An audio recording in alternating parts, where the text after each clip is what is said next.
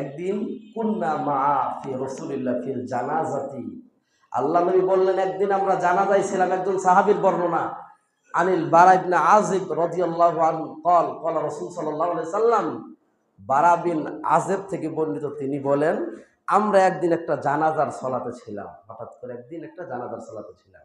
জানাজার সালাতে আল্লাহ নবী মুহাম্মদ সাল্লাল্লাহু আলাইহি ওয়াসাল্লাম যখন জানাজার সালাতে উপস্থিত, তখন তিনি জানাজাটা দেখে তিনি কান্না করতে লাগলেন। তিনি জানাজাটা দেখে কান্না করতে লাগলেন। তিনি কি করলেন, কবরের এক পাশে তিনি বসে পড়লেন। সেই কবরকে দেখে তিনি কান্নাকাটি করলেন। কান্নাকাটি করার পরে রাসূল সাল্লাল্লাহু আলাইহি সাল্লামের চোখ দিয়ে, আল্লাহ নবী মুহাম্মদ সাল্লাল্লাহু আলাইহি চোখ দিয়ে বিগলিত ধারায় পানি প্রবাহিত হলো।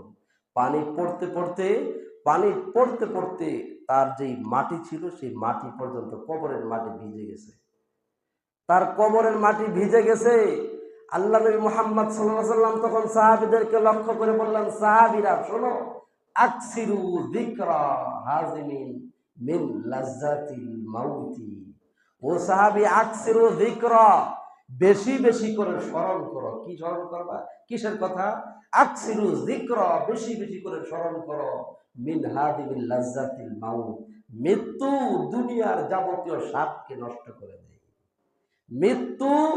মৃত্যু এমন একটা শব্দ, এমন একটা সংখ্যা, বা এমন একটা বস্তু, এমন একটা জিনিস, যেই জিনিসের কথা স্মরণ করলে, দুনিয়াতে যেই জিনিসের কথা স্মরণ করলে যাবতীয় স্বাদ, যাবতীয় আল্লাহ, যাবতীয় কার্যকলাপ, দুনিয়াতে বড়লোক হওয়া, দুনিয়াতে হারাম পয়সায় টাকা ইনকাম করা, দুনিয়াতে মন যেভাবে চাওয়া সেভাবে তুমি চলতে পারবে না। তোমার একটা শিকল বদ্ধ করা বা আবদ্ধ করা থাকবে, যে এই হুদুদের এই পরিসংখ্যা, এই হুদুদ, এই সীমা অতিক্রম করে সামনে যাওয়া যাবে না। এমন একটা আল্লাহ সুবহানাহু ওয়া তাআলা একটা নীতিমালা নির্ধারণ করে দেন।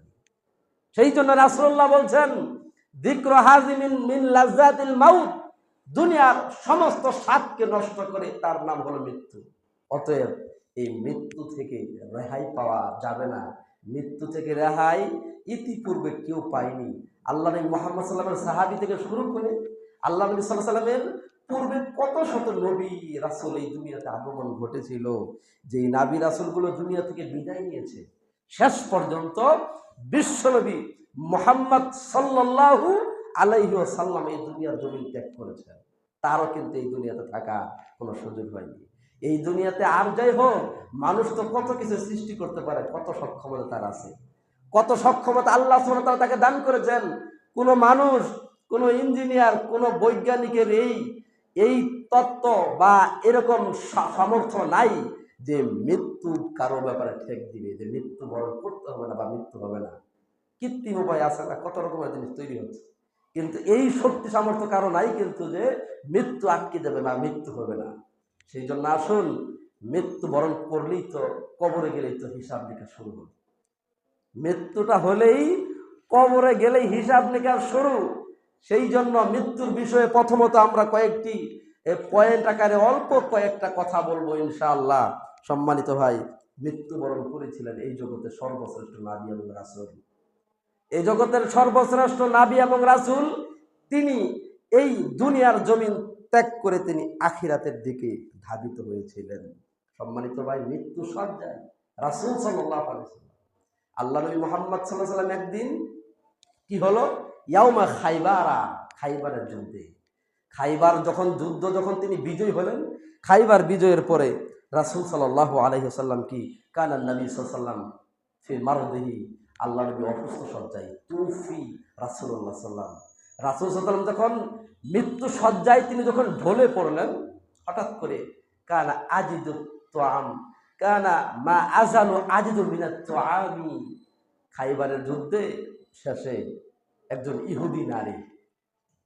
ইহুদি নারী যার নাম হারিস বিনতে যায়নাব, এই ইহুদি নারী রাসূল সাল্লাল্লাহু আলাইহি ওয়াসাল্লামকে একটা হাদিয়া দিয়েছিলেন। কি হাদিয়া? একটা ভেড়ার রান। আল্লাহ নবীর ভেড়ার রান খেতে তিনি ভালোবাসতেন। কানা ইউহিব্বুদ দিরআ, রাসূল সাল্লাল্লাহু আলাইহি ওয়াসাল্লাম ভেড়ার রান খেতে তিনি খুব পছন্দ করতেন। যুদ্ধের শেষে বিজয় লাভের পরে রাসূল সাল্লাল্লাহু আলাইহি ওয়াসাল্লামকে ইহুদি নারী যার নাম হারিস বিনতে যায়নাব, তিনি একটা উপহার দিলেন, এই ভেড়ার রান। সুবহানাল্লাহ। এই ভেড়ার রান উপহার দিলেন। দেওয়ার পরে তিনি এই ভেড়ার রানের মধ্যে ছিল বিষ মিশ্রিত করা, রাসূলকে মেরে ফেলার চিন্তা কৌশল করা। ভেড়ার রানে বিষ মিশ্রিত ছিল, বিষ মিশিয়ে রাসূল সাল্লাল্লাহু আলাইহি সাল্লামকে মারার প্ল্যান প্রোগ্রাম এঁটেছিল এই ইহুদি নারী। ইহুদি সম্প্রদায়ের সবচাইতে বড় এই লিডারের স্ত্রী ছিলেন সেই হারিস, এই হারিস বিনতে জাইনাব। সম্মানিত ভাই, কি হলো? রাসূল সাল্লাল্লাহু আলাইহি সাল্লামকে দিলেন। আল্লাহ নবী সাল্লাল্লাহু আলাইহি সাল্লাম যেহেতু পছন্দ করেন, তিনি খেয়েছেন। তিনি খাওয়ার পরে, এই গোশত খাওয়ার পরে 4টি বছর পর্যন্ত তিনি দুনিয়াতে বেঁচে ছিলেন। 4 বছর পরে তিনি মারা গেলেন দুনিয়া থেকে। সম্মানিত ভাই, আসুন, আল্লাহ নবী বলছেন, আমি ও আমার সাহাবী আয়েশা শোনো, কানা ফি মারুদিহি, আমি আমার অসুস্থের এই ক্রান্তি লগ্নে, এই অসুস্থের শেষ বেলায়, মৃত্যুর শেষ মুহূর্তে আমি অনুভব করছি কি, আজিদু মিনাত তাআম আল্লাযী আকালতু ইয়াউমা খায়বার, আমাকে ইয়াউমে খাইবারের যে গোশত খাওয়ানো হয়েছিল, আমাকে ইয়াউমে খাইবারের যে গোশত খাওয়ানো হয়েছিল, এই যে বিষ ক্রিয়া, এই বিষের ক্রিয়া আমার ভিতরে আস্তে আস্তে কাজ করতেছে। আমার মনে হচ্ছে কি, আওয়ানু ইনকেতা আবহারি, আমার হৃদয় যেন কেটে বিচ্ছিন্ন হয়ে গেল, হৃদয়টা যেন টুকরো টুকরো হয়ে গেল, হৃদয়টাকে যেন বিচ্ছিন্ন হয়ে গেল আমার শরীর থেকে। সম্মানিত ভাই, রাসূল সাল্লাল্লাহু আলাইহি ওয়াসাল্লাম মৃত্যু সজ্জায় এই কথা বলেছিলেন। তাহলে দেখুন, মৃত্যু বিষ দিয়ে, বিষ প্রয়োগ করে রাসূলকে দুনিয়া থেকে সরানোর চিন্তা করেছে এই আপনার ইহুদি নারী। তাহলে রাসূল সাল্লাল্লাহু আলাইহি সাল্লামের মৃত্যু হয়েছে, এই দুনিয়া থেকে তিনি চলে গেলেন। মৃত্যুর শেষ মুহূর্তে যখন তিনি, মৃত্যুর শেষ মুহূর্তে, এটা বিষের কথা, রাসূলকে যে বিষ দিয়ে মারার চিন্তা করা হয়েছিল, এটা হলো বিষের কথা। 4 বছর পর্যন্ত তিনি দুনিয়াতে বেঁচে ছিলেন আল্লাহ সুবহানাহু ওয়া তাআলার ইশারার মাধ্যমে। বিষ খেয়ে তো মানুষ তাৎক্ষণিক মারা যায়, বিষ খেয়ে মানুষ তৎক্ষণাৎই মারা যায়, বিষ খেয়ে মানুষ আর টিকে না। কিন্তু আল্লাহ সুবহানাহু ওয়া তাআলার এটা একটা মুজিজার নাম, আল্লাহ সুবহানাহু ওয়া তাআলার এটা একটা বিশাল বড় কুদরত, সক্ষমতা মহান রবের, যে আল্লাহ সুবহানাহু ওয়া তাআলা চাইলে অনেক কিছু করতে পারে। কিন্তু এই বিষটা দীর্ঘদিন আস্তে আস্তে আস্তে আস্তে করে 4 বছর পর্যন্ত তিনি বেঁচে ছিলেন। 4 বছরের পরে তিনি দুনিয়া থেকে বিদায় নিয়েছেন। আসুন সম্মানিত ভাই, মৃত্যুর কষ্ট কত, মৃত্যু কত কষ্ট হয়, মৃত্যুর কি পরিশ্রম, মৃত্যু কি এবং কত কষ্টদায়ক জিনিস, আপনাকে আমি হাদিস দেখিয়ে দিই। রাসূল সাল্লাল্লাহু আলাইহি সাল্লামের হাদিস, সহিহ বুখারী বর্ণনা, আল্লাহ নবী মুহাম্মদ সাল্লাল্লাহু আলাইহি সাল্লাম যখন মৃত্যুবরণ করলেন, আল্লাহ নবী সাল্লাম রুকাতুন ফিহা ওয়া উলবাতুন বা ইয়াশুক ওমর, আল্লাহ নবী সাল্লাল্লাহু আলাইহি সাল্লাম মৃত্যুর শয্যায় যখন তিনি, ওই মুহূর্তে আয়েশা রাদিয়াল্লাহু আনহা তার মৃত্যু শয্যায় বসেছিলেন। আয়েশার কুলে হেলান দিয়ে আল্লাহ নবী সাল্লাম শুয়ে রইলেন বা শুইলেন। এমন তো অবস্থায় আল্লাহ নবী মুহাম্মদ সাল্লাম কি করলেন, রাকাতুন উলবাতুন, আল্লাহ নবী সাল্লামের সামনে একটা মশক, কাঠের হোক লোহা, আর রেওয়াতে দুটোটা আছে, রাকাতুন উলবাতুন, কাঠের এবং লোহার একটা মশক তার সামনে। তিনি কি করলেন, তার হাত দুটো ঢুকিয়ে দিলেন, তার হাত দুটো সেই মশকের মধ্যে ঢুকিয়ে দিলেন। তিনি মশক থেকে পানি নিয়ে তিনি তার মাসা করলেন, ইয়ামসাহু বিহিমা ওয়াজহাহু, আল্লাহ নবী সাল্লাল্লাহু আলাইহি ওয়াসাল্লাম তার ওয়াজহাহু, তার চেহারাকে তিনি মাসা করলেন, মুখমণ্ডলকে তিনি মাসা করলেন সুন্দর করে। এমন করার পরে তিনি বললেন, ইন্নাল মাউত লা সাকারাত, ও মানুষ শোনো, নিশ্চয়, ও মানুষ শোনো, ইন্নাল মাউত লা সাকারাত, নিশ্চয় মৃত্যু যন্ত্রণা, নিশ্চয় মৃত্যুর কষ্ট কঠিন, নিশ্চয় মৃত্যুর কষ্ট অনেক কঠিন, যেটা ভাষা দিয়ে বোঝানো যাবে না। সম্মানিত ভাই, রাসূল সাল্লাল্লাহু আলাইহি ওয়াসাল্লাম এই কথা বলার পরে, রাসূল সাল্লাল্লাহু আলাইহি ওয়াসাল্লাম এই কথা বলার পরে তিনি তার একটু পরে তিনি তার হাত দুটোকে ছেড়ে দিলেন।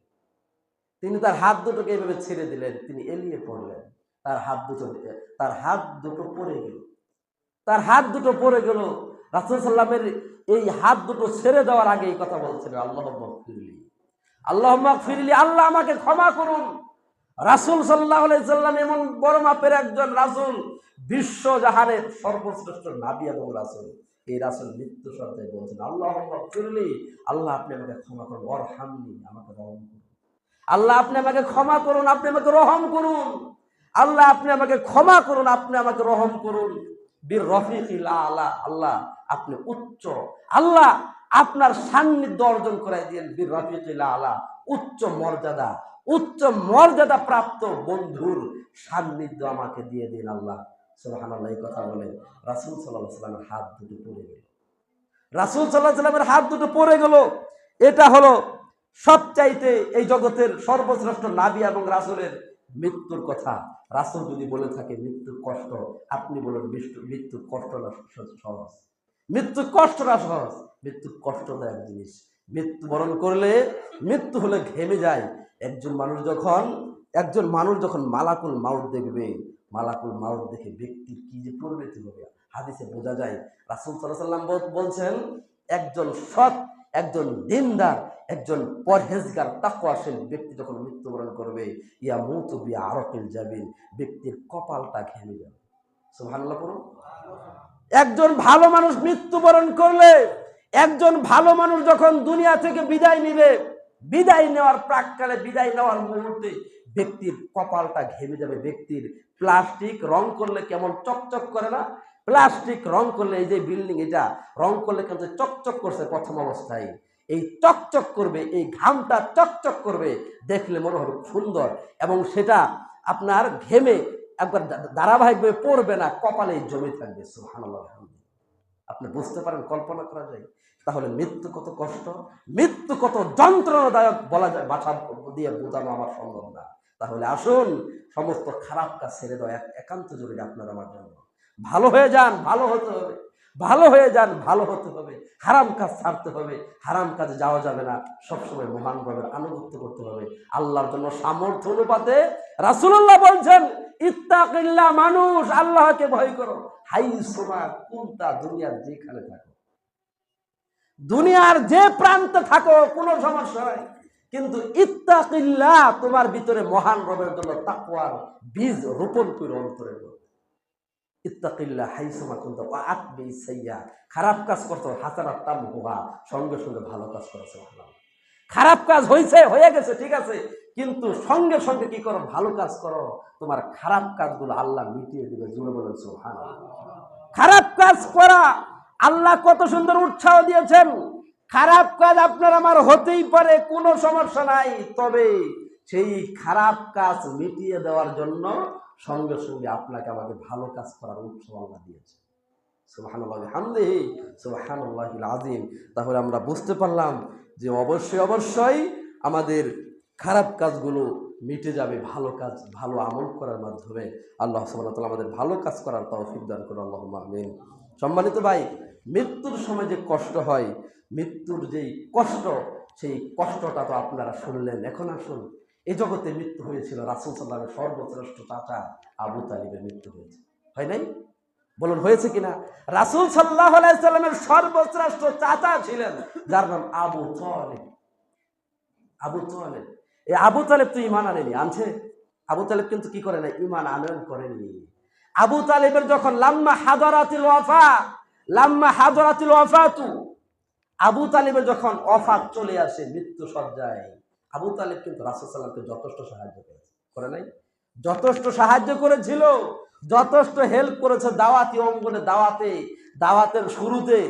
এই আবু তালিবের কারণে আবু জাহেল এবং আব্দুল ইবনে উমাইয়া, আবু লাহাব, সাইবা, উবাই ইবনে খালাফ, এই কত মক্কার মুশরিক কুফারদের থেকে রাসূল সাল্লাল্লাহু আলাইহি ওয়াসাল্লাম নিরাপদে ছিলেন। জোরে বলুন সুবহানাল্লাহ। এই আবু তালিব যখন মৃত্যু সজ্জায়, দেখুন তাকলিদের বীজ, তাকলিদ মানে অন্ধ অনুসরণ করা, অন্ধ অনুকরণ করা। তাকলিদ মানে অন্ধ অনুসরণ করা, অন্ধ অনুকরণ করা। মানে তাকলিদের শাব্দিক অর্থ হলো কোনো দলিল ছাড়া কেউ কোনো কথা বললে, পীর বিষয়টা কিরকম, মানে যেটা বলছে সেটা, আপনার আমার হিতাহিত কোনো জ্ঞান নাই, জ্ঞান ছাড়া বিষয়টা এরকম। তাকলিদ, একটা ছাগল টেনে টেনে নিয়ে যাচ্ছেন আপনি, ছাগলের কোনো কথা বলার কিন্তু এখতিয়ার আছে? ছাগলে কি আপনার যেভাবে হয়তো বা একটু বিরোধিতা করতে চায়, পিছাবে, ছাগলকে যখন টানবেন তখন কিন্তু ছাগলটা পিছানোর চেষ্টা করে, কিন্তু যখন টানতে থাকবেন তখন নাই থাকে, উপায় নেই, আছে নাই। ঠিক সেরকম তাকলিদের ক্ষেত্রে কোন মুহাদ্দিস এই উদাহরণ পেশ করেছেন যে অন্ধ অনুকরণ করা, কোনো দলিল ছাড়া আপনার আমার সিদ্ধান্তকে, আমার পীর যেটা বলছে, বা আমাকে ছাগলের রশি দিয়া মালিকে যেদিকে টাইনা নেই ওদিকে যাবো, আমি বিরোধিতা করার সুযোগ নেই। এর নাম তাকলিদ, শাব্দিক পারিভাষিক বিশ্লেষণ। এখন আসুন, যে অন্ধ অনুসরণ করা। এই যে আবু তালিব যখন মৃত্যু সজ্জাতে ছিল, কে জানেন? মৃত্যু সজ্জাতে ছিল ওয়াজা আবু জাহাল ও আব্দুল ইবনে উমাইয়া। চলে আসলো আবু জাহাল এবং আব্দুল ইবনে উমাইয়া, সবচেয়ে মক্কার সবচেয়ে বড় কাফেরদের তালিকার প্রথম সারির লোক। কাফেরদের তালিকায় প্রথম সারির লোক আয়েশা বলছে, এই আল্লাহ নবী মুহাম্মদ সাল্লাল্লাহু আলাইহি ওয়াসাল্লাম সেখানে বসা। আল্লাহ নবী বলছে, ইয়া আম্মি, ও আমার চাচা, ও আমার কলিজার টুকরা চাচা, আপনি আমাকে অনেক সহযোগিতা করেছেন, আপনার কৃতজ্ঞতা আদায় করে আমি শেষ করতে পারবো না। ইয়া আম্মি কালিমাতান আহাজ্জু লাকা ইনদাল্লাহি বিহা, ও আমার চাচা কালিমাতান, একটা মাত্র কালিমা পড়ুন, লা ইলাহা ইল্লাল্লাহ, এই বাক্যটা মাত্র পড়ুন, এই বাক্যটা একটু স্বীকৃতি দেন। কালিমাতান আহাজ্জু লাকা বিহা ইনদাল্লাহি, আমি আপনার জন্য আল্লাহর কাছে সুপারিশ করব। সুবহানাল্লাহ। আমি আপনার জন্য আল্লাহর কাছে কি করব? সুপারিশ করব। আল্লাহ যেন আপনাকে নাজাত দান করেন, আপনি যেন জান্নাতে যেতে পারেন। একটু মাত্র বলুন, একটা বাক্য। সম্মানিত ভাই, এই কথা যখন রাসূল সাল্লাল্লাহু আলাইহি ওয়াসাল্লাম বললেন, ফাকালা আবু জাহেল তো সেখানে বসা। আবু জাহেল কি চাইবে যে তারা সে এই দিন থেকে বাহির হয়ে যাক? তখন বলতেছে, ভাই আতারগাবু আন মিল্লাতি আব্দুল মুত্তালিব, আপনি কি আব্দুল মুত্তালিবের যেই ধর্ম, সেই ধর্ম থেকে বাহির হতে চাচ্ছেন? আপনি কি বাহির হয়ে যাবেন? শেষ পর্যন্ত এই বাপ দাদার ধর্মকে ধূলিসাৎ কইরা দিয়া এই ধর্মকে পালন করতে চাচ্ছেন? আপনি পালন করবেন? এটা তো আপনি বংশের মুখে চুনকালি মেখে দেওয়ার মতো। মানে বিভিন্ন রকমের কথা আবু জাহেল এবং আব্দুল ইবনে উমাইয়া বলতে লাগে। তখন কি করবে? এই কথা যখন বলবে, তখন কারণ ওই মুহূর্তে তো দলিল দিয়া, যদিও পারতো দলিল একটু যাচাই বাছাই করার জন্য, নিজের এত সুন্দর ভাতিজা ইসলামের প্রচার প্রসার করতেছে, আগে চাইলে কিন্তু পারতো, কিন্তু করলো না। কিছু কেন করে নাই? ইসলাম গ্রহণ এই জন্য করলো না যে তাদের বাপ দাদার ধর্মের মুখে চুনকালি মেখে দেওয়া হবে। আল্লাহ নবী মুহাম্মদ সাল্লাল্লাহু আলাইহি ওয়াসাল্লাম এত সুন্দর কথা বলার পরে আবু তালিবকে যখন এই কথা আবু জাহেল এবং আব্দুল ইবনে উমাইয়া বললেন, তখন আবু তালিব বললেন কি, আন মিল্লাতি আব্দুল মুত্তালিব, আমি আব্দুল মুত্তালিবের ধর্মের উপরে অটল আছি। এই কথা বলার কিছুক্ষণ পরে তিনি মৃত্যুবরণ করলেন। সম্মানিত ভাই, তাহলে আসুন, মৃত্যুটা কিরকম? মৃত্যুটা রহমত স্বরূপ। এই হাদিসগুলো থেকে বোঝা গেল কোনটা জিনিস জানেন? এই হাদিস থেকে বোঝা যায় যে তুহফাতুল মুমিন, মৃত্যুটা মুমিনের জন্য তুহফা, উপহার স্বরূপ। এই দুনিয়ার যাবতীয় ফিতনা থেকে তাকে নাজাত দিয়ে জান্নাতের দিকে ধাবিত করলো। সুবহানাল্লাহ। আর মৃত্যুটা কার জন্য ফিতনা বলুন? মৃত্যুটা ওই ব্যক্তির জন্য ফিতনা যেই ব্যক্তি দুনিয়াতে যাবতীয় খারাপ কাজের সাথে জড়িত, যাবতীয় হারাম কাজ করে, অন্যায়ভাবে মানুষের কাছ থেকে টাকা নেয়, মানুষকে রাস্তার মধ্যে কি করে অত্যাচার করে। বালু আনতে গেলে, বালু কি আপনার বাসায় বালু আনবেন, আপনার বাসায় আপনি বালু নেবেন, কিন্তু টাকা দিতে হবে ওকে, ও নাকি আপনার বালু নিয়ে আপনার থেকে টাকা নেবে। আশ্চর্য। এটা কি হালাল নাকি রে ভাই? এটা তো হালাল না। এই যে মৃত্যুটা হলে পুরাপুরি ভাবে 100% হিসাব দিয়ে তারপরে তোমার এই আল্লাহর কাছ থেকে পার হল লাগবে। 100 বার 1% কম না। তাহলে এই যে কথা আমি বলছিলাম, যেটা বলছি আপনাকে, যে মৃত্যু মুমিনদের জন্য তোহফা নিয়ে আসে, আনন্দ উল্লাস নিয়ে আসে, মুমিনের জন্য হাদিয়া নিয়ে আসে। কিন্তু হারাম যারা করে, যারা নিজেদেরকে অন্যায়ভাবে দুনিয়ার জমিনে চলে, অন্যায়ভাবে দুনিয়ার জমিনে যারা নিজের আপনার শাসন যারা কায়েম করতে চায় অন্যায়ভাবে, তাদের মৃত্যু হবে কি? তাদের মৃত্যু হবে বদকারের মৃত্যু, তাদের মৃত্যু হবে হারাম মৃত্যু, তাদের মৃত্যু হবে শয়তানি মৃত্যু। আসুন, একটা হাদিস বলছি, বিশ্বনবী মুহাম্মদ সহিহ বুখারীর বর্ণনা, মুয়াত্তা মালিকে হাদিসটি পাবেন। একদিন মুররা আলাইহি জানাজাতান, আল্লাহ নবীর সামনে দিয়ে জানাজা যাচ্ছে, মাল মুস্তারি ওয়াল মুস্তারি মিন, আল্লাহ নবীর সামনে দিয়ে জানাজা যাচ্ছিল। আল্লাহ নবী বললেন মুস্তারিহুন ও মুস্তারিহুন মিনহু, দুইটা শব্দ বাক্য ইউজ করলেন। দুইটা জানাজা গেছে, একটা গেল মুস্তারিহুন আর একটা হলো মুস্তারিহুন মিনহু। আল্লাহ নবী বলছেন যে মুস্তারিহুনকে, সাহাবীরা জিজ্ঞেস করলেন আল্লাহ নবী মুস্তারিহুনকে আর মুস্তারিহুন মিনহু কি, দুইটার মধ্যে পার্থক্য কি?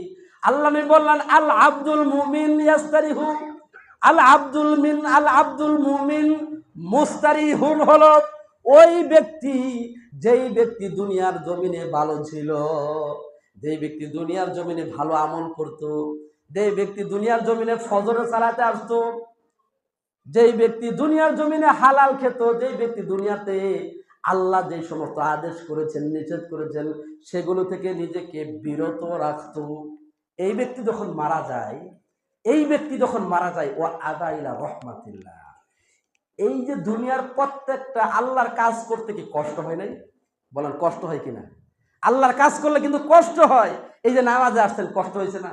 এখন হয়তো বা ঘুমিয়ে থাকতেন বা অফিসে থাকতেন, কিন্তু আল্লাহর ভয়ে কিন্তু এই সলাতে আপনি আসছেন না?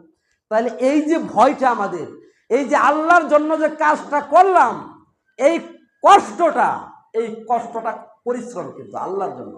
আল্লাহর নবী মুহাম্মদ রাসূলুল্লাহ বললেন, যেই ব্যক্তি আল্লাহর জন্য সমস্ত কাজগুলো করেছে, কাজ করার পরে হঠাৎ করে ব্যক্তির মৃত্যু হলো, ওই ব্যক্তি এই যে দুনিয়ার সমস্ত কষ্ট থেকে নাজাত পেয়ে ও আদাইলা রহমাতিল্লাহ, মহান রবের রহমতের দিকে ধাবিত হয়েছে। জোরে বলুন সুবহানাল্লাহ।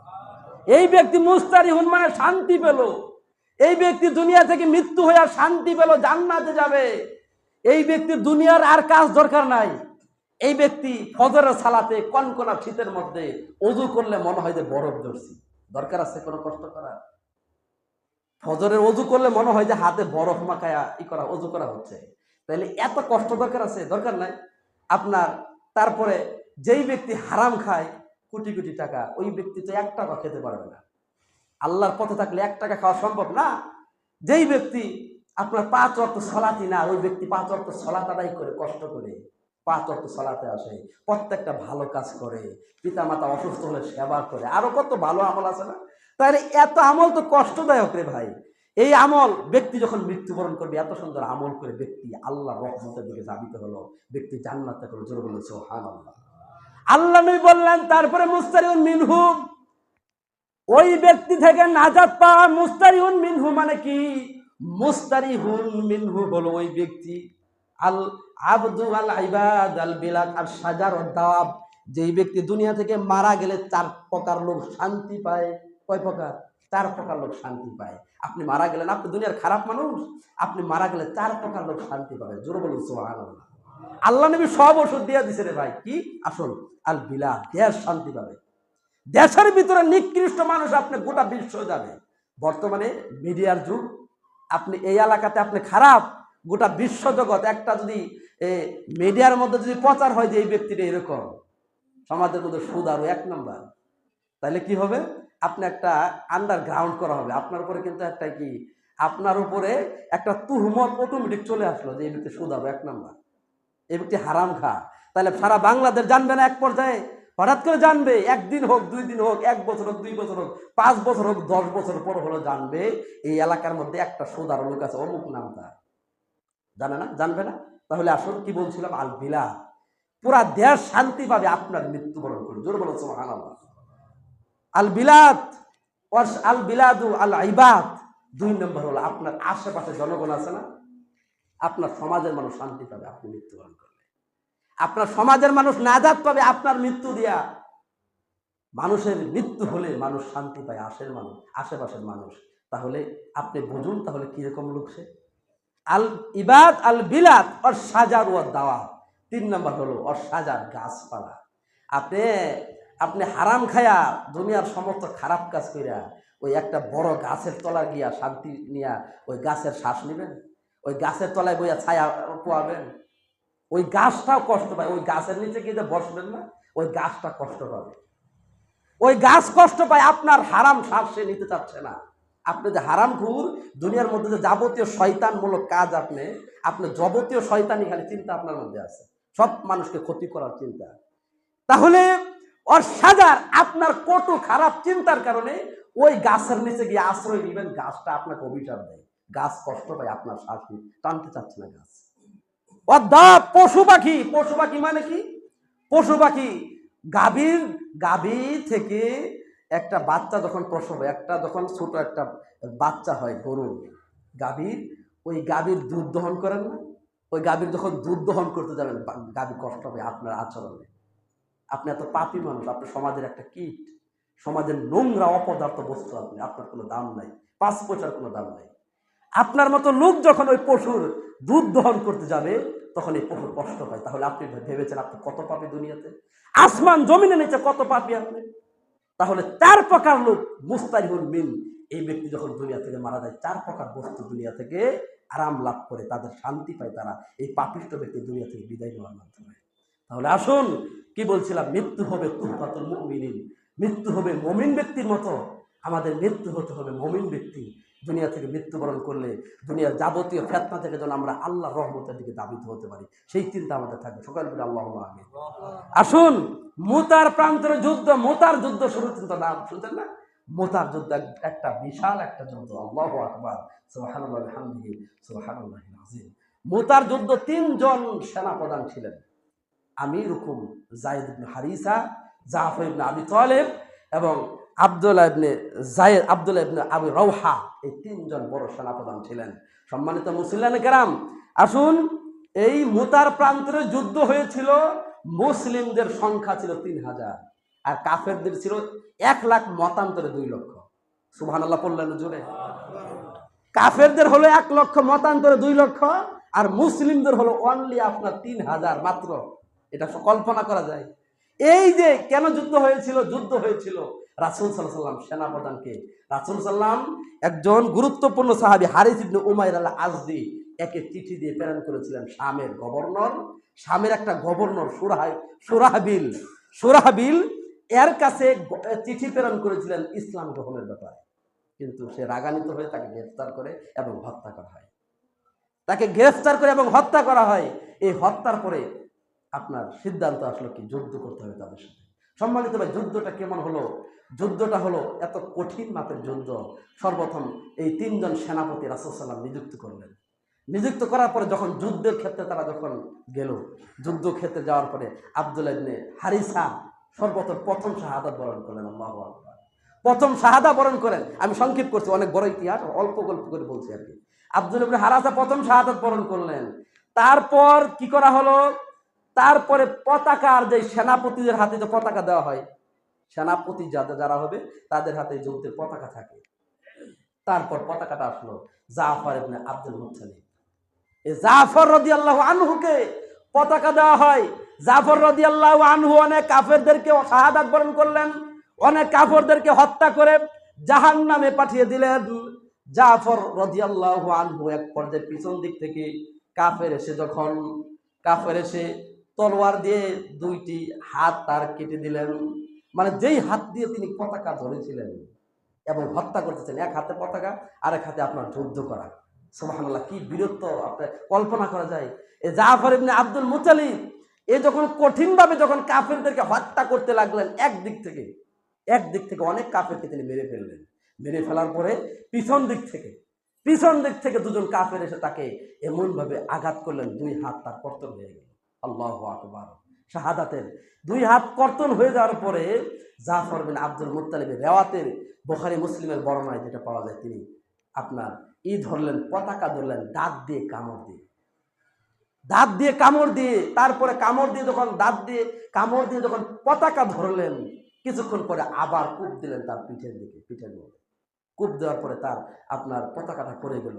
তিনি আপনার শুয়ে তিনি তার বুক দিয়ে সেই পতাকাকে আবার ধরলেন। 2 হাত তো কাটা, 2 হাত কাটা ভাই, তার পতাকা ধরলেন তিনি বুক দিয়ে পতাকা ধরার পরে জাফর বিন আব্দুল মুত্তালিবের গায়ে 90-এর উপরে, কয়টা? 90টার উপরে তার আঘাত করেছে কাফের মুশরিকরা। সম্মানিত মুসলিমেরা, 90-এর উপরে তার গায়ে আঘাত করেছেন এই কাফের মুশরিকরা। 90-এর উপরে যখন আঘাত করা হবে একটা মানুষ, তখন সেই মানুষ তো আর সম্ভব না। এই জাফর বিন আব্দুল মুত্তালিব তিনি তার বুক দিয়ে শেষ বিন্দু দিয়ে তিনি রক্ষা করতে চাইলেন, ইসলামের পতাকাকে তিনি উড্ডীন করলেন, কিন্তু আর পারলেন না। শেষ মুহূর্তে তিনি আপনার শাহাদাত বরণ করলেন। রাসূলুল্লাহ সাল্লাল্লাহু আলাইহি ওয়াসাল্লাম এই মৃত্যুকে কত অতি উচ্চ মাত্রায় তিনি প্রশংসিত করেছেন। আল্লাহ নবী মুহাম্মদ সাল্লাল্লাহু আলাইহি ওয়াসাল্লাম বললেন, আত-তাইয়ার, জাফর বিন আব্দুল্লাহকে একটা উপাধি দিলেন, আত-তাইয়ার। তাইয়ার মানে পাখা বিশিষ্ট, পাখাওয়ালা, মানে কি পাখা, তয়রুন শব্দের অর্থ এক বচন, যার শাব্দিক অর্থ হলো পাখা। আর তয়ার মানে বহু বচন, অনেকগুলো পাখা। এই জাফর বিন আব্দুল মুত্তালিব কি করলেন? রাসূলুল্লাহ বললেন, ও সাহাবীরা শোনো, জাফর বিন আব্দুল মুত্তালিব এত সুনাম অর্জন করেছে, এত সুন্দরভাবে যুদ্ধ তিনি সম্পূর্ণ করেছে, আমি দেখতেছি জান্নাতে দুটা পাখা হলো তার, জান্নাতে দুটো পাখা দিয়ে জান্নাতের ভিতরে তিনি বিচরণ করতেছেন। সুবহানাল্লাহ। মানে জান্নাতে বিচরণ করতেছেন দুটো পাখা। তাহলে এই এত সুন্দর নিয়ামত এই জাফর বিন আব্দুল মুত্তালিবকে আল্লাহ সুবহানাহু ওয়া তাআলা দান করেছেন। মৃত্যু হতে হবে এমন, মৃত্যু হতে হবে শাহাদাতের তামান্না রাখা, মৃত্যু হতে হবে আল্লাহ সুবহানাহু ওয়া তাআলার সন্তুষ্টির লক্ষ্য উদ্দেশ্য। সম্মানিত ভাই, আরেকজন সাহাবী আব্দুল্লাহ ইবনে রাওহা নতুন বিবাহ করেছে স্ত্রীর সাথে। নতুন বিবাহ, বাসর রাত হয় নাই, একদম ওই রাতে ঘোষণা আসলো যুদ্ধে যেতে হবে। সম্মানিত ভাই, যুদ্ধের ভিতরে ঝাঁপিয়ে চলে আসলে শাহাদাত তামান্না অর্জন করলেন। তাহলে কল্পনা করা যায় সাহাবীরা এত সুন্দর করে তাদের মৃত্যুকে তারা উপহার হিসাবে মহান রবের দিকে সোপর্দ করেছিল। তারা চেয়েছিল আমার জান যাক, আমার জীবন যাক, কিন্তু আমি জান্নাতে যেতে চাই। আমার জান যাক, জীবন যাক, আমার রক্ত যাক, আমার পরিবার যাক, কিন্তু আমি জান্নাতে যাবো ইনশাআল্লাহ। তাদের আকাঙ্ক্ষা ছিল এমন, তাদের তামান্না ছিল এরকম। সম্মানিত ভাই, আসুন, গুরুত্বপূর্ণ এটাই মৃত্যু। এই মৃত্যুটা আপনি কি বলবেন? মৃত্যু এটা কি? এই মৃত্যু হলো সবচাইতে দুনিয়ার আসমানের নিচে জমিনের উপরে সবচাইতে ফজিলতপূর্ণ মৃত্যু। আসুন, মৃত্যুবরণের ব্যাপারে আরেকটি গুরুত্বপূর্ণ রেফারেন্স আপনাদেরকে বলবো, তা হলো ফেরাউনের মৃত্যু। কয়েকটা মৃত্যুর কথা বললাম, ফেরাউনের মৃত্যু কি? ফেরাউনের মৃত্যুটা কি অভিশাপের না? ফেরাউনের মৃত্যু অভিশাপ দুনিয়ার জমিনে। ফেরাউন একটা অভিশপ্ত লোক ছিলেন, যেই লোক নিজেকে ইলাহ দাবি করতো, আল্লাহ দাবি করত, নিজেই নাকি রব। তিনি বললেন আমি দেখতে চাই, আমি আল্লাহকে দেখব। অনেক রকমের কত কটূক্তিমূলক কথাবার্তা তিনি বলেছিলেন। সম্মানিত ভাই, এই ফেরাউনের ব্যাপারে আমরা বলতে গেলে সংক্ষেপে একটু বলতে চাই। ফাআতবাহুম, অনুসরণ করলো। ফেরাউন যখন ঘোষণা আসলো যে না, আক্রমণ করা হবে মুসা আলাইহিস সালাতু ওয়াস সালামের উপরে, আল্লাহ সুবহানাহু ওয়া তাআলা কি করলেন? মুসা আলাইহিস সালামকে ওহী দান করলেন যে বাহির হও, দ্রুত, ফেরাউন তোমাকে আটকে ফেলবে। ফেরাউনের মুসা আলাইহিস সালাতু ওয়াস সালাম তার দল নিয়ে এবং তার সঙ্গী সাথীদেরকে নিয়ে তিনি যখন পার হলেন সমুদ্রের মাঝপথে, যখন সুন্দর করে আল্লাহ সুবহানাহু ওয়া তাআলা রাস্তা করে দিলেন। সুবহানাল্লাহ। আল্লাহ সুবহানাহু ওয়া তাআলা তাকে রাস্তা করলেন। আল্লাহ সুবহানাহু ওয়া তাআলা সমুদ্রের মধ্যে কতগুলো রাস্তা তৈরি হলো। সুবহানাল্লাহি ওয়া বিহামদিহি সুবহানাল্লাহিল আযীম। এত সুন্দর রাস্তা তৈরি হওয়ার পরে যখন ফেরাউনের এই মুসা আলাইহিস সালাতু ওয়াস সালাম এবং তার দলবল নিয়ে যখন রাস্তাটা অতিক্রমের প্রায় শেষ বর্ডার উঠে গেছে, এই মুহূর্তে ফাআতবাহুম ফিরআউন বিজুনুদিহি, ফেরাউন কি করলো? অনুসরণ করলো তার দল সহ নিয়ে তাকে ধরবে, তাদেরকে ধরবে। তারা যখন অনুসরণ করলো, ফাগশিয়াহুম মিনাল ইয়াম্মি মা গশিয়াহুম, তখন আল্লাহ সুবহানাহু ওয়া তাআলা ফাগশিয়াহুম, তাদেরকে ঢেকে ফেলা হলো, মিনাল ইয়াম্মি, সমুদ্রের পানি দিয়া। কি দিয়া? সমুদ্রের পানি দিয়ে আল্লাহ তাদেরকে ঢেকে দিলেন। মা গশিয়াহুম, যা ঢাকার ছিল। সুবহানাল্লাহ। যা ঢাকার ছিল। এই ফেরাউন এত খারাপ, নিকৃষ্ট। আপনারা জানেন ফেরাউন শুনলেই মানে শরীরটা জানি কিরকম হয়ে যায়, মানে লোমটা দাঁড়িয়ে দেয়, এরকম না? ফেরাউন মানে অভিশপ্ত। আল্লাহু আকবার, সুবহানাল্লাহ ওয়া বিহামদিহি সুবহানাল্লাহিল আযীম। আপনাকে ভাষা দিয়ে বোঝানোর ক্ষমতা নাই। এই ফেরাউন আল্লাহ নিদর্শন রাখলেন জাতির জন্য। কার জন্য? জাতির জন্য নিদর্শন। জাতি দেখবে আর স্মরণ করবে। একটা অতীতে একটা নিকৃষ্ট একটা লোক ছিল যার নাম ফেরাউন। সে খুব জ্বালাইছে মুসা আলাইহিস সালাতু ওয়াস সালাম। মুসা আলাইহিস সালাতু ওয়াস সালামকে খুব জ্বালিয়েছে। একটা দুইটা, আল্লাহ সুবহানাহু ওয়া তাআলা মুসা আলাইহিস সালাতু ওয়াস সালামকে কত নিদর্শন দান করলেন, এদের উপরে কত লানত দিয়েছিলেন। এদেরকে বোঝানোর জন্য উকুন দিলেন, খাবারের মধ্যে উকুন। এদেরকে বোঝানোর জন্য রক্ত দিয়েছেন। আপনার পানি পান করলে রক্ত দেখে, তারপরে সমুদ্রে বা নদীতে বা পানির মধ্যে পুকুরে গোসল করতে গেলে যে পুরা রক্ত। পঙ্গপাল দিলেন, উকুন দিলেন। তাহলে আর কত কি আছে না? এতগুলো নিদর্শন দেখানোর পরও মানে কত বড়, মানে কি বলবো, মানুষ আম্বিয়া ইলাহি, মানে ইলাহিদের কিছু কিছু নমুনা আছে, নিদর্শন আছে, যেগুলো নবুয়তের স্বীকৃতি দান করে। কিন্তু আমি বলতে চাই, এতগুলো নিদর্শন পাওয়ার পরেও এই লোক যেহেতু বুঝে নাই, তাহলে এই লোক শিক্ষিত না। এই লোক শিক্ষিত না, এই লোক আবু জাহালিন। আবু জাহালের সাথে আরো অশিক্ষিত বলা যায়। কেন? মানে আবু জাহাল তো তার কাছে, ওর নাম হলো উমাইয়া বিন আবুল হাকাম, কিন্তু আবু জাহাল মানে মূর্খতা। রাসূলের এত নিদর্শন পায়ও কিন্তু বুঝতে পারে না যে সে আল্লাহর নবী, সেই জন্য তাকে ডাকা হতো আবু জাহালিন। এখন এই ফেরাউন কিন্তু অনুরূপী বিষয়, নবীদের এতগুলো মুজিজা দেখার পরও তারা স্বীকৃতি দিতে পারে নাই ইলাহি। তাহলে বলবো, আসল কি বলছিলাম, যে সম্মানিত মুসলিম কেরাম ঢাকার তা ঢেকে দিল আল্লাহ সুবহানাহু ওয়া তাআলা, তাদেরকে পানি দিয়া পুরো হাবুডুবু খাওয়াই দিচ্ছে একদম। তারা মৃত্যু নিশ্চিত, এটা থেকে পাকড়াও পাওয়া, এটা থেকে রেহাই পাওয়ার কোনো সুযোগ নাই। আসুন তারপরে কি হলো, হাত্তা ইদা আদরাকা হল গরকু, যখন একদম আদরাকা মানে যখন তাদেরকে একবার জড়িয়ে ফেললো পানি যখন তাদেরকে একদম জড়িয়ে ফেলছে, তখন তারা বলছে ক্বালা আমানতু, আল্লাহ আমি তো ঈমান আনলাম। পানি যখন খায়া যখন মারা যাবেন তখন বলতেছে কি আমানতু, আল্লাহ আমি তো ঈমান আন্নাহুল আনা, আল্লাহ বলছেন কি আন্নাহু লা ইলাহা ইল্লাল্লাযী, ওই সত্তার প্রতি ঈমান আনতেছি আমি, যেই সত্তা বানী ইসরাঈল যেই হেদায়েতের উপরে ছিল, আমিও সেই হেদায়েতের উপরে থাকতে চাই। তখন আল্লাহ বলছে আল আন, এতক্ষণে তুমি ঈমান আনতেছো, এতক্ষণে তুমি ঈমান আনতেছো, কিন্তু প্রকাশ করতে পারেনি, বাক্যটা প্রকাশ করার সুযোগ হয়নি। তারপর কি হল, অকদ আসাইতা কবলু, তুমি তো পূর্বে সীমা লঙ্ঘন করছো, অনেক জ্বালাইছো তুমি, আমার নবী মূসা আলাইহিস সালামকে অনেক জ্বালাইছো তুমি এতক্ষণে এই শেষ মুহূর্তে এই মৃত্যু। সম্মানিত ভাই, তাওবা কবুল হবে না কয় পদ্ধতিতে, এটাও জানাই দিই। তাওবা কবুলের শর্ত আছে, কি আছে বলেন? তাওবা কবুলের কমপক্ষে 5 থেকে 6টা শর্ত আছে। তার মধ্যে একটা হলো নিজের জমিনে নিজের সুস্থতা, এবং তাওবা কবুলের শেষ মুহূর্ত কোন সময় জানেন? গড়গড় কণ্ঠনালী থেকে যখন রুহটা বাহির হবে, গড়গড় একটা আওয়াজ আসবে, এই আওয়াজ শব্দ আসার পূর্বে তওবা করতে হবে। বুঝতে পারছেন না? মানে বুঝতে পারছেন?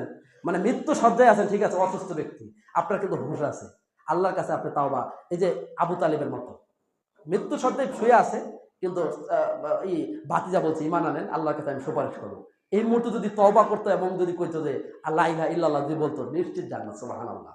তাহলে তাওবার শর্ত হলো যে মৃত্যুর আগে আপনার গড়গড় আওয়াজ উঠার আগ পর্যন্ত তওবা করতে হবে দুনিয়াতে। বুঝতে পারলেন? তাহলে তাওবার আরো অনেক ক্ষেত্র আছে, আমি সংক্ষেপ করছি। তাহলে এই মুহূর্তে তাওবা করলে কি ফেরাউনকে আল্লাহ মাফ করবে? সম্ভব না। আল্লাহ বলছেন আসাইতা কবলু, এতক্ষণে তুমি তওবা করো, তুমি তো অনেক সীমা লঙ্ঘন করতে পূর্বে আমার নবী মূসাকে অনেক জ্বালিয়েছো, তুমি তো একজন স্বৈরাচারী, একজন শাসক ছিলা জমিনে, তোমার মতো বেহায়াপনা, তোমার মতো খারাপ জমিনের মধ্যে দ্বিতীয়টা আছে কিনা সন্দেহ। ফেরাউন তো নাম্বার 1 স্বৈরাচার শাসক ছিলেন। যাই হোক, আমি সংক্ষেপ করছি সম্মানিত ভাই। তারপরে সে বলছে, আল্লাহ সুবহানাহু ওয়া তাআলা যখন এই কথা বললেন, নিঃসন্দেহে আল্লাহ বলছেন অকুনতা মিনাল মুফসিদিন, ও ফেরাউন তুমি পাপিষ্ঠ লোকদের প্রথম সারিতে ছিলা, তুমি পাপিষ্ঠ লোকদের প্রথম সারিতে তুমি ছিলা, তোমাকে মাফ করা কোনোভাবে সম্ভব না। সম্মানিত ভাই আসুন, তারপরে আরেকটি বলছি, আল্লাহ তার লাশকে সংরক্ষণ করছে না? এই ফেরাউনের লাশকে জাতির জন্য কি রাখছে বলুন? নিদর্শন, জাতির জন্য নিদর্শন রাখছে। আল্লাহ বলছেন, আল্লাহ সুবহানাহু ওয়া তাআলা বলছেন ফালিয়াউমা, আল্লাহ বলছেন আজকে তোমার জন্য আমি কি করলাম? নুনাজ্জিক, মানে কি করলাম? দেখাবো জাতিকে, তোমার লাশকে আমি সংরক্ষণ করলাম, তোমার লাশকে আমি বিবাদানিকা, তোমার শরীরটাকে আমি এমন ভাবে সংরক্ষণ করব, লিতাকুনা লিমান খলফাকা আয়া, যেন পরবর্তী যেই লোকগুলো তোমার লাশ দেখে যেন চিনতে পারে অমুক সময়ে অমুক একটা খারাপ শাসক ছিল যে আল্লাহর সাথে বিদ্রোহ করতো, আল্লাহর সাথে অনেক ঠাট্টা মস্কারি করতো, নবীদেরকে কষ্ট দিত। সেই জন্য তোমার লাশটাকে আমি এত সংরক্ষণ করে রাখবো, তোমার লাশ পচবেও না, তোমার লাশ গন্ধ হবে না, তোমার লাশ যেমন থাকবে ঠিক সেরকম রাখবো। আজকে আছে কি নাই বলেন তো? আছে কি নাই? আছে। এটা জাতির জন্য একটা বিশাল একটা নিদর্শন, জাতির জন্য রেখেছেন। কিন্তু আমরা তো কেউ আসলে বুঝি না, আমরা তো কেউ অনুভব করি না, অনুধাবন করি না। সমস্যা এখানে অনুভব করতে হবে, অনুধাবন করতে হবে, তাহলে ঈমান পাকা করতে হয়। অনুভব করা, তাহলে ঈমান পাকা করতে হয়। সম্মানিত ভাই, এখন আসুন শেষ করবো, শেষ পয়েন্টে আসি।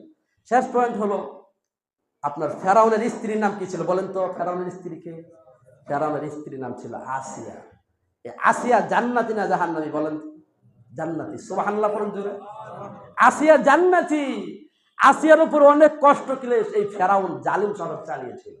আল্লাহ সুবহানাহু ওয়া তাআলা কোরআনে সূরা আত-তালাকের ভিতরে বিস্তারিত অল্প বিবরণ, বিস্তারিত না অল্পের মধ্যে বিস্তারিত বিবরণ পেশ করেছেন। অদরাবাল্লাহু মাসালাল লিল্লাযিনা আমানু ইমরাতা ফিরআউন। ও মানুষ, মুমিন মহিলাদের জন্য বলছি, মাসালাল লিল্লাযিনা আমানু ইমরাতা ফিরআউন। ফেরাউন মুমিন নারীদের বলি, তোমরা তোমাদের জন্য দৃষ্টান্ত হলো ফেরাউনের ঘরে একজন মহিলা ছিল যার নাম আসিয়া। এই মহিলার দৃষ্টান্ত তোমরা গ্রহণ করো। যেই মহিলা এত বড় জালিম শাসকের ঘরে জন্ম, জালিম শাসকের ঘরে থাকার পরেও এই মহিলা মহান রবকে তিনি সাদরে গ্রহণ করেছিলেন। সুবহানাল্লাহ। এবং কি করেছিলেন? সাদরে গ্রহণ করেছেন। আল্লাহর কাছে কিছু চাই নাই। আল্লাহর কাছে চাইছে কি এটা জানেন না? আল্লাহর কাছে তিনি চেয়েছেন, আল্লাহ আল্লাহ আপনি আমাকে রব্বিবনি বাইতান রব্বিবনি ফিল জান্নাহ। আল্লাহ আপনি আমার জন্য একটা অংশ দান করুন জান্নাতে। আমার জন্য একটা অংশ, একটা ঘর দান করুন জান্নাতে, যেন আমি আমার জন্য একটা ঘর থাকে। ও নাজ্জিনি মিন ফিরআউনা আমালিহি। আর ফেরাউনের যত কর্মকাণ্ড নিকৃষ্ট কাজ আছে সেই কাজ থেকে আপনি আমাকে হেফাজত করুন। আল্লাহুম্মা আমিন। সবাই জোরে বলো সুবহানাল্লাহ পড়ুন। তাহলে এই যে ঈমানি আকীদা, এত সুন্দর বিশ্লেষণ আল্লাহ সুবহানাহু ওয়া তাআলা আমাদের দান করেছেন। এত সুন্দর খারাপ ফেরাউনের ঘরে থাকার পরও আল্লাহর সুবহানাহু ওয়া তাআলা তার জন্য জান্নাতে একটা বিশাল অংশ দান করেছেন। এটা কি দিয়ে বোঝাবো আপনাকে? ভাষায় বোঝানো সম্ভব না। আসুন শেষ করে দিচ্ছি। তাহলে আমাদের দুনিয়াতে মৃত্যুবরণটা এরকম হওয়া উচিত যে আমলি জিন্দেগি। দুনিয়াতে আমলটা আমাদের ভালো একা হওয়া একান্ত জরুরি। আমল যদি ভালো হয় তাহলে জান্নাতে যাওয়া সম্ভব। আমল খারাপ হলে জান্নাতে যাওয়া সম্ভব না। অনেকে এই চিন্তা করেন যে দুনিয়াতে আগে যেভাবে হোক বাইসা থাকলেই হলো, হারাম হোক আর হালাল হোক এত দরকার নাই, মৃত্যুর পরে যা হোক হবেনি। এই সমস্ত কথা কিন্তু শুনি, অনেকে বলে যে মৃত্যুর পরে যা হোক হবেনি। মৃত্যুর পরেই তো পুরা জিন্দেগি শুরু রে ভাই। মৃত্যুর পরেই তো সময়। এই দুনিয়ার সময় কয়দিন? 60 বছর 70 বছর বাঁচবেন। এই 60-70 বছর পুরা জিন্দেগি তো মৃত্যুর পরে শুরু হবে। লা হুদুদা ফিহি, যার সীমা নাই কোনো। যার কি নাই বলেন? যার কোনো সীমা রাখা নেই। কতদিন জান্নাতে থাকবে, কতদিন জাহান্নামে থাকবে? তাহলে কি একটু কল্পনা করা যায় না? একটু কল্পনা করুন। দাড়ি রাখেন, নামাজ পড়েন, যাকাত দেন, হজ করেন যাদের সামর্থ্য আছে, এমনকি সাধ্য মোতাবেক সালাত আদায় করেন, 5 ওয়াক্ত সালাত, যাবতীয় খারাপ কাজ থেকে বেঁচে থাকেন। যাই হোক, আল্লাহ সুবহানাহু ওয়া তাআলা যে কথাগুলো বললাম, উক্ত কথা খুবই গুরুত্বপূর্ণ কথাগুলো বললাম। আল্লাহ সুবহানাহু ওয়া তাআলা আমাদেরকে প্রত্যেককে আমল করার তৌফিক দান করুন। আল্লাহুম্মা আমিন।